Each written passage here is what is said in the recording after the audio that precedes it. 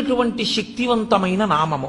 ఇంకా దీనికన్నా శక్తి ప్రసరణం ఇంకా దేని వల్ల జరగదు, అంత శక్తివంతం.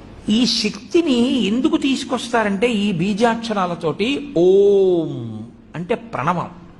ప్రణవము మహత్వాన్ని చెప్తుంది. అసలు ఈ బ్రహ్మాండంలో నిర్గుణమైనటువంటి పరబ్రహ్మము నాదరూపంగా రావడం దగ్గర నుంచి ప్రణవం చెప్తుంది. అందుకని మహత్వశక్తికి అంతటికీ కూడా ఓంకారము ప్రతినిధి. అలాగే ఐం ఇది కవిత్వ శక్తికి ప్రతినిధి. అలాగే పటుత్వం కలగాలి అంటే హ్రీం. అలాగే సంపదలన్నీ కలగాలి అంటే మనం చెప్పేటటువంటిది శ్రీం. ఇవి నాలుగు చెప్పి ఇవి ఎవరి వల్ల వస్తాయి? ఇవన్నీ కదలికలకి సంబంధించిన విషయాలు. ఇవన్నీ ఆదిశక్తి వలన వస్తాయి. అందుకని ఆ పరదేవతని పిలిచేటప్పుడు ఓం ఐం హ్రీం శ్రీం శ్రీమాత్రే